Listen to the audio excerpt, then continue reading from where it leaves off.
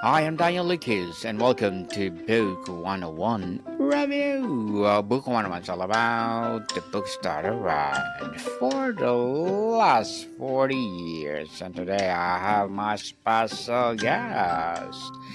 She is a therapist turned CEO, helping clinicians prioritize alignment and abundance over scarcity and burnout. No other than Miss Hannah Rose. Thank you so much for having me. Welcome, Miss Hannah, on Book 101 Review. And can you please introduce more by yourself that I miss? Absolutely. Yeah. So, just like Daniel said, I am a therapist, but in the last couple of years, I've transitioned out of working with clients and more so put my focus onto working with other therapists. And I do have a group practice. We have over 30 clinicians and 600 clients, and we do really awesome work. And I supervise the practice and the clinicians. And I just recently launched the Thriving Practice Academy, which is essentially an online training hub for therapists to be able to start their own businesses, because far too often we are overworked, underpaid, and burnt out, and it doesn't have to be that way. Indeed. And thank you so much for sharing your knowledge and wisdom to the world, Miss Hannah. Thank you. And today, let's talk about authenticity over approval. What Quitting Survivor taught you about courage and alignment, and how one defining decision on national television revealed the truth about success, shame, and the power of choosing yourself. So tell us, Miss Hannah, what is all about? Whew. Well, for those of you that don't know, Survivor is a reality competition show based in the United States that has been on air since the year 2000. So it's one of the longest running reality shows. It's kind of like its own institution in the United States. And a couple of years ago, I applied to be a contestant on the show because I'm a fan and it looked like I could do it and it looked easy. And I was not expecting to get cast. Hundreds of thousands of people apply every year. So when I sent in my little video application, I was just doing it because why not? The why not was that 7 months later, I was living on a beach in the jungle in Fiji on national television trying to survive without food, shelter, fire, sleep. And, at least in the United States, there's this whole thing where people hate quitters. People hate quitters, and there's so much shame involved. And for me, spoiler alert, if you haven't seen the show, instead of waiting to be voted out, which I wasn't going to be, I begged my tribe to vote me out and told them that I was done and I didn't want to do it anymore. And that's not something you often see on a show like Survivor or any reality competition TV. And I remember sitting there on that island and thinking, people are going to judge me and people are going to hate me, but none of them know me. And also it's a show. It's not that deep. But for me, it really illuminated, the importance of something I really believe at my core, which is choosing authenticity over approval. And so I could have stayed on the show. I could have faked it and made my way through the show. I would have been very hungry and tired, but I could have done it. But I hated it. I hated the experience. I didn't like backstabbing my friends. Maybe I should have known, but I didn't know how my brain and body was going to react. And so I chose to leave. And the conversation around it was very much shame-based. We hate quitters. You can't do hard things. You're spoiled. You're privileged. And it was really tough to be scrutinized by millions of people on the internet. Yes. Mm-hmm. And it really, walking through that just really taught me, I'd rather practice what I preach and be myself and walk away from something that doesn't serve me. Because why do we give people medals for sticking out something that's hurting them? I don't think that's very healthy. Definitely. So, Miss Hannah, Making such a brave decision in one thing, doing it with the millions of people watching is another. How did the presence of the cameras and audience affect your internal struggle? Oh my God. I mean, I just couldn't stop crying. I was so anxious and I was so Yes, overwhelmed. And, the audience wasn't there with us, it was just cameras everywhere. yes. But I knew that a couple months later, the show would air on television. And so I had a good 4 or 5 months where I knew what happened, but the world did not. And it was a really tough place to be in, but I'm so grateful for that period of time because it let me lean into my resolve of I am proud of my decision.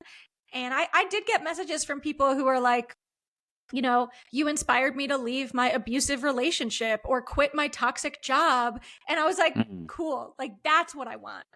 Yes, definitely. So, was there a specific person you were thinking of? Someone whose real approval mattered more than the audience when you made a choice to leave? Hmm. I thought about my boyfriend at the time, who's now my husband, and I thought about what he would say. And we'd been together for about 6 years at that point, and he knows me better than anyone. And I could just picture him in my mind saying, why would you stay if you hate it? Who cares what people think? Like just such a sturdy backbone. And it's like, I knew that the people in my life wouldn't judge me. They wouldn't care. They would think it's funny and they know me.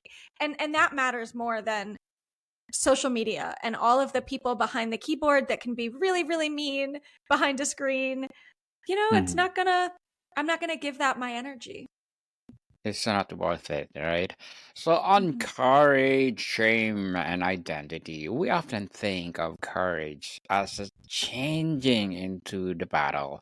But your story suggests that it can also be a walking away. How do you redefine courage for yourself Mm. in that moment? Yeah, I think for me, I mean, I'm looking at a framed print that I have of Queen Brene Brown, and it just says courage over comfort. And Hmm. I thought going on the show, courage over comfort meant, I'd have to be courageous and brave the elements over the comfort of my home and a bed.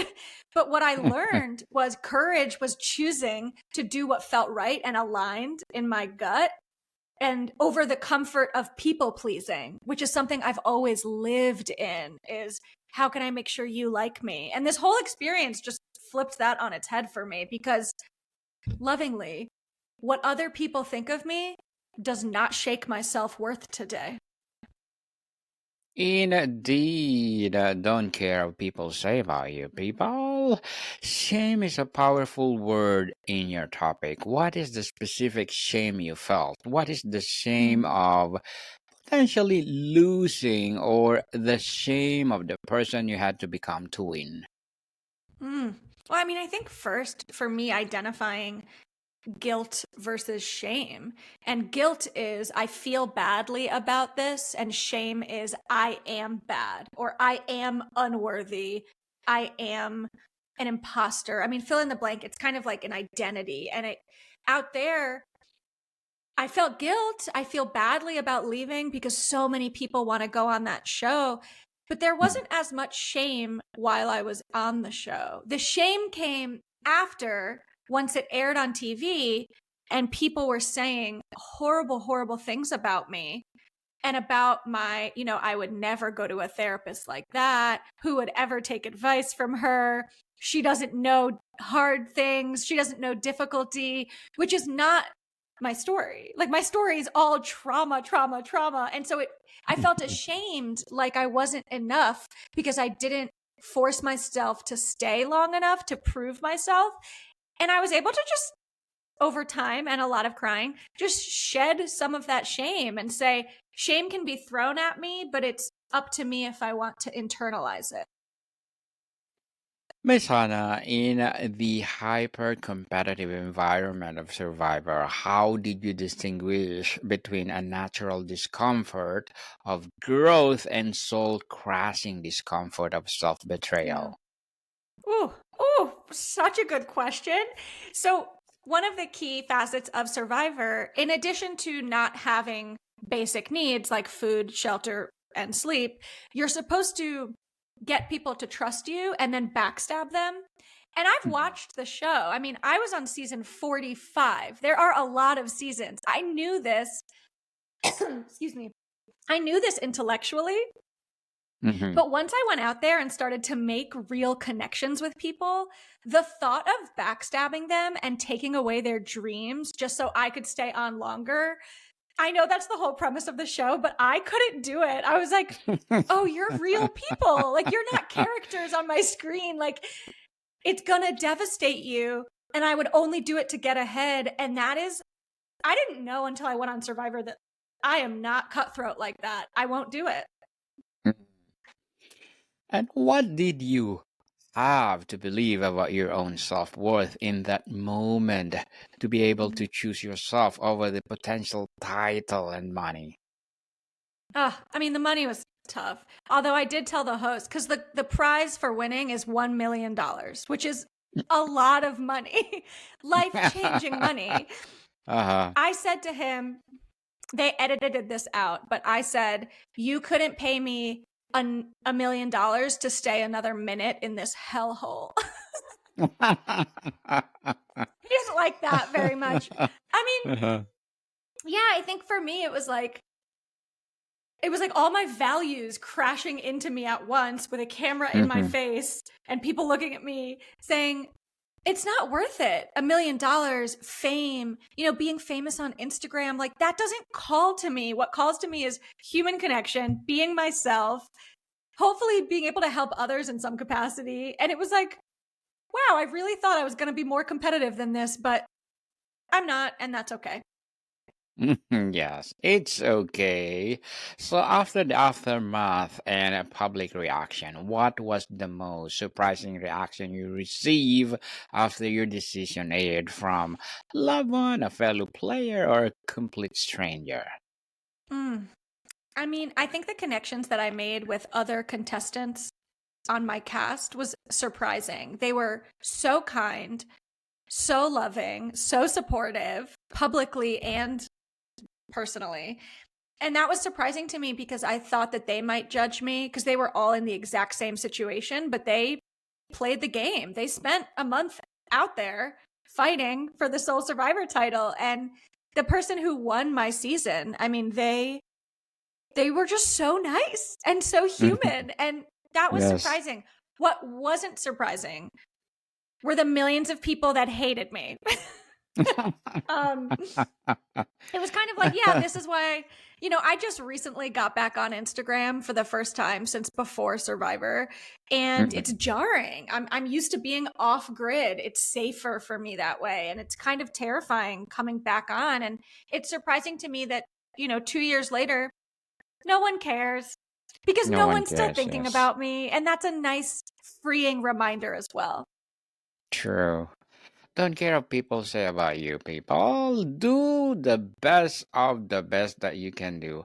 So, were you prepared for the criticism for people who said you gave up or wasted an opportunity? How did you handle that narrative without internalizing it?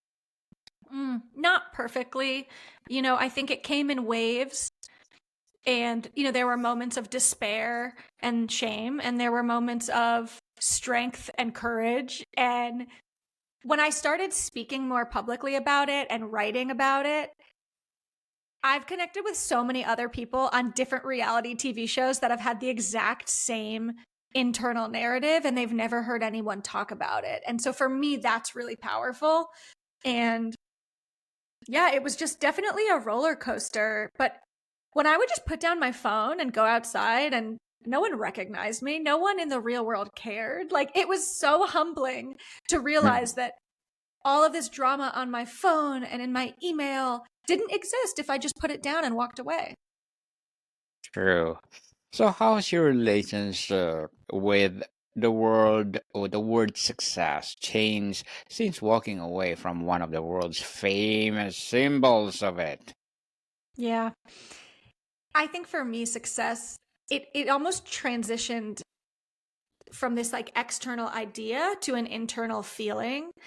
And I see it in my field with therapists a lot. It's like success means how many clients you have or how much money you're making. And I know people that do well financially and they're miserable inside. And I know people who go on all of the reality shows and they're addicted to their phones and they're miserable inside. And so for me, shifting the Yes. success into a feeling internally, like my abundance is palpable no matter how things are going externally. And that has to do a lot with like a meditation and mindfulness practice. And it's like, we're all just existing in a game, but if we get to choose how we want to play it and show up, it's so freeing. Definitely. So, Miss Hannah, as a therapist turned CEO, what are your short-term and long-term goals? You know, this has actually always been the case for me. It's not that I've never had goals, but I feel like I make decisions based on present moment feelings. And then whatever happens, happens. And I try to let go of the outcome. And the beautiful thing about that is that I never wanted to be a CEO of one business, let alone two. I never wanted to be like a disgraced reality TV contestant. I don't think right now, I don't think there's a ton of goals. I think ideally, if I'm able to reach the people who want my help, amazing. But I can't force it and I can't make it happen. And as long as I'm just trusting my gut and letting go of the rest, everything continuously falls into place. Definitely. And whatever your goals, Miss Hannah, good luck with that and looking forward for more success. And what will be your piece of advice for those people out there who want to be like you? Oh, God. My first thought is don't be like me, be like you. And the way that I've been able to unlock more and more of who I am, it's less about finding out who I am and more about shedding what I am not. And I think that's the best place to start is what are you not? Like, I wouldn't describe myself as cool. I listen to Taylor Swift and I like K-pop and that's fine. But I know what I like and I'm accepting of it. And I think that is the coolest thing to be. And so if you're listening and you want to feel more comfortable in your own skin with who you are, yes, start by identifying what you're not and work to shed some of those things because they don't serve you. Thank you for that advice, Miss Hannah. And can you please recommend a book or books that influence your journey? Oh my God. I read so much. And my friends make fun of me because I always say, oh my God, this book changed my life. But I feel that way about so many books. I would say the most impactful book I've read this year is called The Will to Do Nothing by Charles Fraley. And it completely broke open my psyche and rebuilt me in a way that is like the most magical. It's so good. And I recommend it so deeply. Highly recommended, people. For sure, 10 plus. Right, Miss Anna? Truly, Yes. 10 plus. So 10 plus. explain us mindful growth for lasting impact. Yeah. So Explain that phrase that it's on your website. Yeah. So this is my new company and it's called the Thriving Practice Academy. And it's for people who want to become therapists that want to start their own private practice, or therapists in private practice who want to start their group practice. And so mindful growth means exactly that, being intentional about your own growth. And that way there's going to be so much deeper, sustainable impact instead of this short term, all these get rich quick schemes where we abandon our values in order to meet some external level of success. Like I said, my group practice of therapists, it's called Rose Wellness. Like we have more than 30 therapists, 600 clients.